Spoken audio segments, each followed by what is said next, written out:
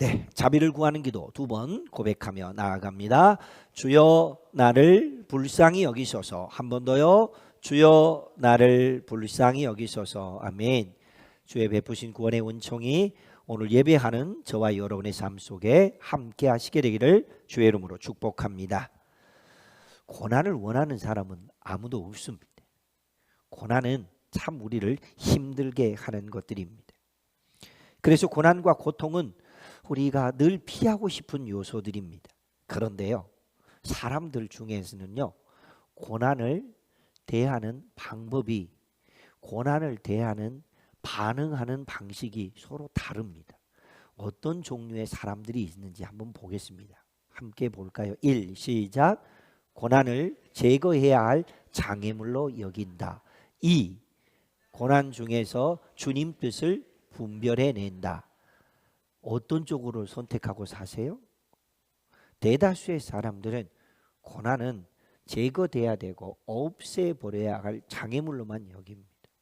그런데 믿음의 사람, 하나님을 정말로 신뢰하고 있는 사람들은 고난 자체를 어려워하기보다는 이 고난 속에 하나님께서 나타내시려고 하는 뜻은 무엇일까 하고 묻고 찾습니다.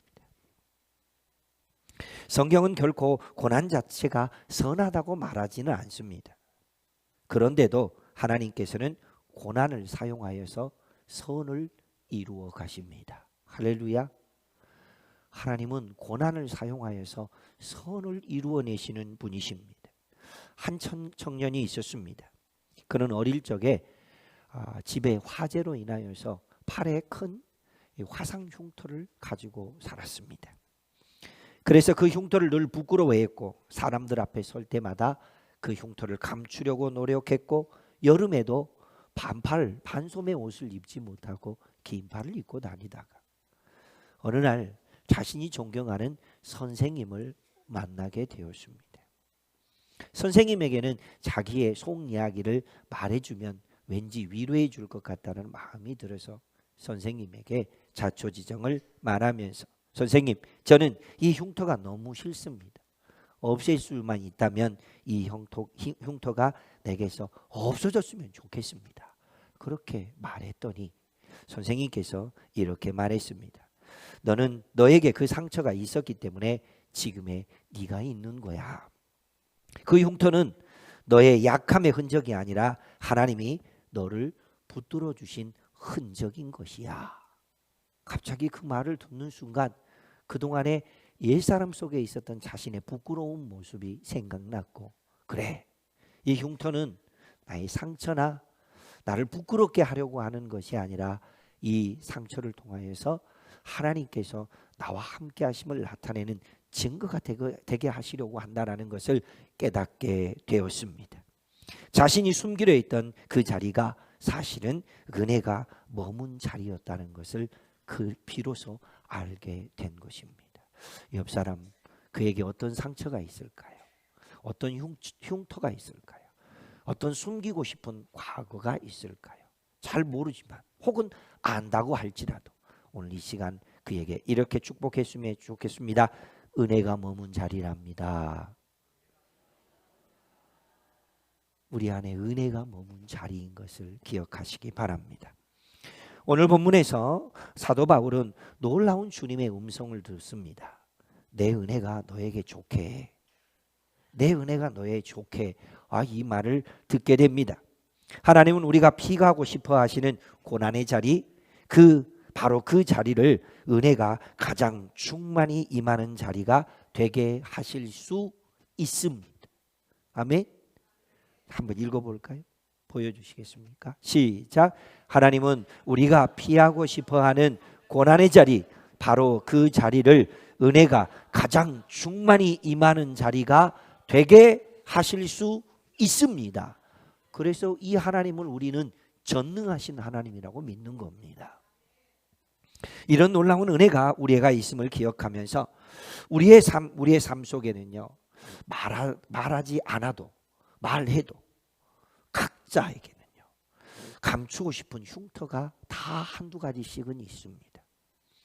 실패의 흔적도 상처이고 또는 누군가에게 큰 상처를 입었던 기억도 우리 가운데 흉터로 남아있고, 지금도 여전히 말을 안 해서 그렇지 해결받고 있지 못하는 어떤 문제들이 다 있을 것이며, 치유받지 못한 질병들도 있습니다. 글쎄요, 어쩌면 60이 넘으신 어른들 중에 매일 자기의 질병을 위해서 고정적으로 먹고 있는 약이 없는 분은 이 자리에 한 명 정도 있을까 싶습니다. 고혈압이든 당뇨든 혹은 또 다른 어떤 형태든 모두 다 나름대로 지병을 앓고 있거나 그 아픔들을 가지고 있습니다. 그래서 우리는 이것들에게서 빨리 벗어나고 싶어서 하나님 좀 이것을 치료해 주십시오라고 얼마나 많이 기도하는지 모릅니다. 그러나 때로 하나님은 그것을 제거하지 않고 그 자리에 기적을 행하시고 깊은 은혜를 경험할 수 있도록 도와주시기도 하십니다. 여러분, 이런 마음을 꼭 품고 사시기 바랍니다. 따라해 봅니다. 반드시 기적은 일어납니다.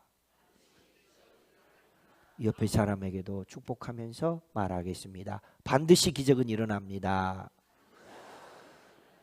그래요. 이 자리에도 육체의 질병으로 인하여서 지금 힘겨워하고 있는 분들이 여러 분 계십니다. 말을 안 해서 그렇지 자녀로 인하여서 또는 부모로 인하여서 걱정거리를 안고 있는 분들이 많습니다.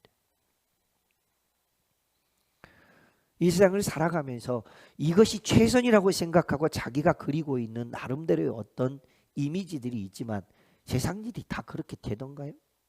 안 되잖아요. 여전히 모든 부분에 아픔을 안고 있고 상처를 안고 있고 이미 받은 상처로 인하여 흉터가 있고, 그렇지만 반드시 하나님께서는 기적을 이루어 가시는 분이심을 기억하면서 믿음으로 살아갈 수 있게 되기를 축복합니다. 그래서 말씀 제목을 오늘 이렇게 정했습니다. 함께 읽어봅니다. 충분한 은혜의 자리. 아멘. 하나님께서 우리를 향하여서 행하시는 모든 일들은 충분합니다. 여러분, 충분하단 말이 뭔 뜻인지 모르세요? 충분하다. 내가 바라는 것 이상으로 넘치는 것을 보고 충분하다고 말합니다. 내가 기대하는 것보다 훨씬 더 놀라운 것이 주어지는 것을 보고 충분하다고 그럽니다. 제가 초등학교 처음 들어갈 때 쌀나무 그려져 있는 50원짜리 동전만 있으면은요, 아주 그냥 가슴을 쫙 필 수 있었습니다. 예, 뽀빠이 한 가마니를 살 수 있었고요. 그 서울에서나 표준어로는 뭐라 하는지 모르겠습니다만 먹어도 달아지지 않는 하얀 알사탕이 있었는데 하도 오래 먹어서 우리 시골에서는요 천리다마라고 그랬습니다. 천리다마. 각 동네마다 틀리더라고요, 이름이. 아무튼 그래서 그것도 하나 살 수 있고요. 그리고 연필도 한 자루 살 수 있고요. 동네 전방에서 파는 풀빵을 한 개 사 먹을 수 있었습니다. 50원만 있으면은요 얼마나 마음이 든든한지 모릅니다. 근데 아버지한테 아버지 50원만 했는데 아버지가 그때는 500원짜리가 동전이 아니었고 지폐였습니다. 푸르둥딩하게 생긴 지폐를 한 장 딱 주면은 그거는 뭐예요? 충분한 거예요. 10배, 10배. 우리 하나님께서 우리에게 베푸신 은혜는 충분한 은혜인 줄로 믿습니다. 자, 그러면 어떻게 이 충분한 은혜가 우리의 것이 될 수 있을까? 오늘은 실제로 예수님께서 예루살렘에 들어오실 때 제자들과 유대인들, 어린아이들이 예수님을 향하여 옷을 벗기도 하고 종려나무 가지를 흔들면서 호산나 하고 외쳤던 그 종려주의를 기념하는 날인데요. 누가 그린 그림인지는 모릅니다. 자, 이런 형태입니다. 예수님이 오실 때 사람들 얼굴 표정이 어떠합니까? 잘 안 보이십니까? 얼굴 표정이 어떠냐면 찡그리고 짜증나고 꿀꿀하고 그런 사람이 있습니까? 없습니까? 모두 다 밝은 얼굴입니다. 행복한 얼굴입니다. 종려주일 환호하고 찬양하는 사람들의 모습이 바로 이런 것이었습니다. 그런데 우리가 알고 있는 대로 이 환호는 오래가지 못했습니다. 그리고 바로 이어서 예수님께서 고난을 당하시는 일들이 일어나게 됩니다. 예수님이 고난 당하시는 장면을 다 설명할 수 없겠지만 세 가지 상징물로 설명할 수 있습니다. 이렇게 뭐죠? 십자가, 가시면류관, 그리고 녹슨 세 개의 못. 그래서 예수님의 그 고난을 채찍도 맞으셨고 침뱉음도 당하셨고 뺨도 후려치김을 당했고 창자국도 있고 많지요.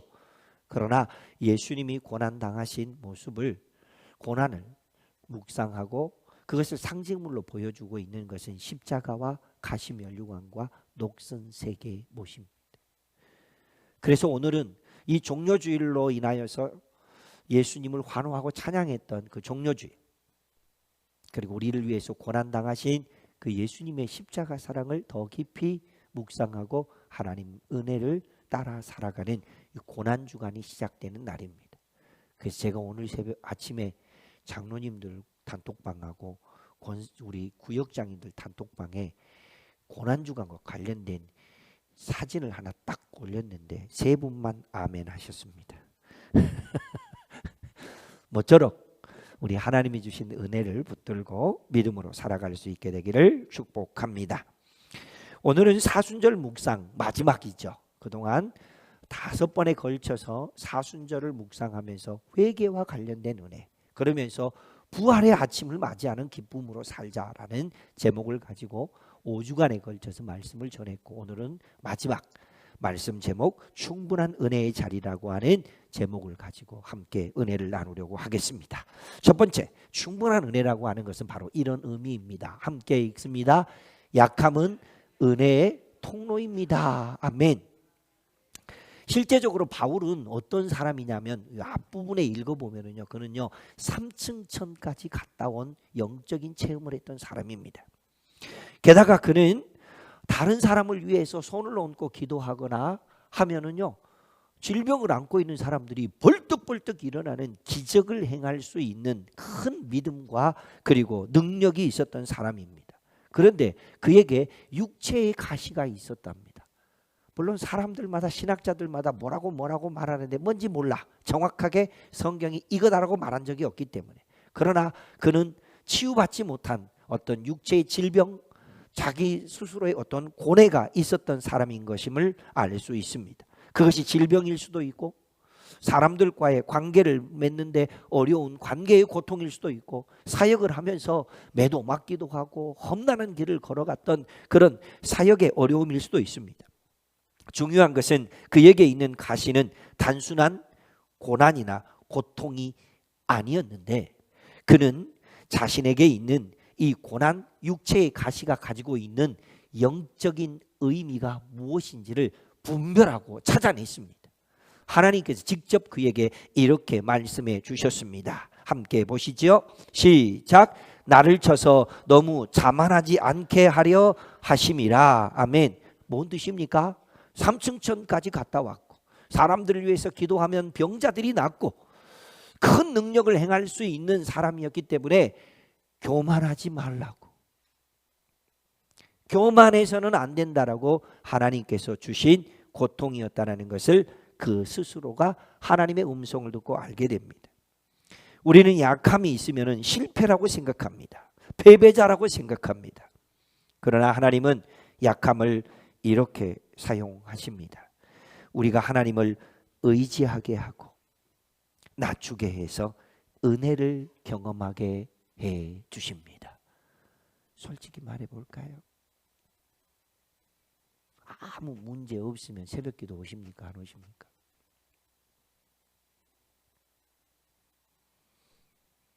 그러니까요, 어쩌면 우리에게 있는 약함은 하나님의 은혜를 만날 수 있는 통로인 것임을 기억하며 사시기를 주의 이름으로 축복합니다. 옆에 있는 분에게 축복하며 이야기합니다. 약함은 은혜의 통로랍니다. 그러니까 오늘부터 왜 나는 이런 몹쓸 질병에 걸렸는고, 왜 남에게 없는 이런 문제거리들은 남한테만 있는고 그러지 마시고 그것이 오히려 하나님의 은혜의 통로이며 은혜를 붙들 수 있는 영적인 기회임을 소중히 여기며 살 수 있기를 축복합니다. 두 번째, 때로 살다 보면 이런 일들이 있습니다. 시작. 기도가 응답되지 않을 때. 한번 조용히 물어볼게요. 기도가 응답될 때가 많습니까? 응답되지 않을 때가 더 많습니까? 바울은 육체의 가시 곧 고난의 문제를 해결해 달라고, 다른 사람 아니고요, 큰 능력을 가지고 있는 이 바울이라고 하는 사람이 자신에게 있는 육체의 가시를 제거해 달라고 3번이나 하나님 앞에 기도했습니다. 여러분 몇 번 기도하셨습니까? 하루에도 3번 이상 기도하고, 무릎 꿇을 때마다 기도하고, 엎드릴 때마다 기도하지 않습니까?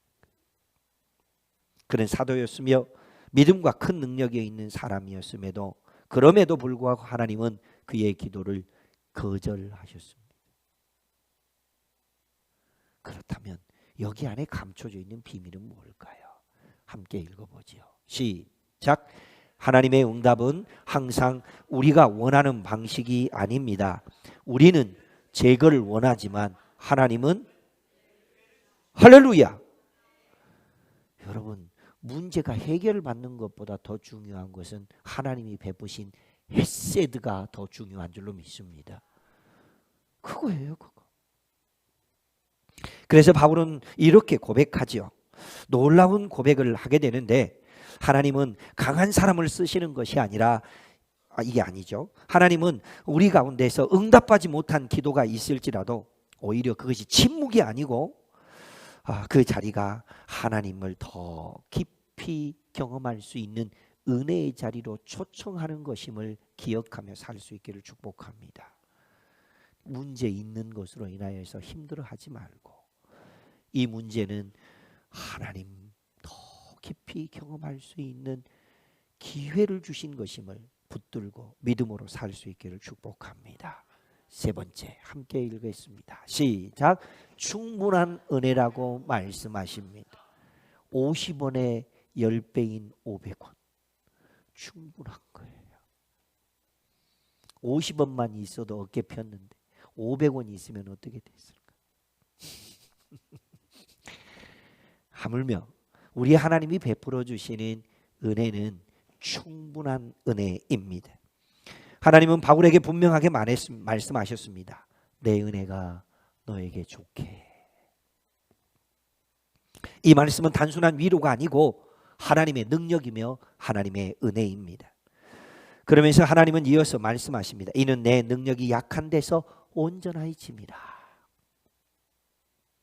우리 주님께서 베푸신 능력은 우리가 약함이 있을 때에 온전하게 해주시는 능력이다라고 하는 말을 듣고 난 다음에 바울이 하나님 앞에 놀라운 고백을 합니다. 보여주시죠. 충분한 은혜를 고백했던 바울의 믿음, 첫 번째 9절 이렇게 고백했습니다. 시작. 그러므로 도리어 크게 기뻐함으로 나의 여러 약한 것들에 대하여 자랑하리니, 나의 여러 약한 것들이 있을지라도 그 약함을 온전하게 하시는 주님이 내 편에 계신 것을 기억할 수 있기를 축복합니다. 두 번째, 그는 또 이렇게 고백했습니다. 10절 시작. 그러므로 내가 그리스도를 위하여 약한 것들과 능력과 궁핍과 박해와 곤고를 기뻐하노니 이는 내가 약할 그때에 강함이라. 그래서 우리가 서두에 오프닝 찬양하면서 약할 때 강함 되시네, 나의 보배가 되신 주 나의 모든 것, 이렇게 찬양했잖아요. 그냥 분위기 따라서 노래하셨습니까?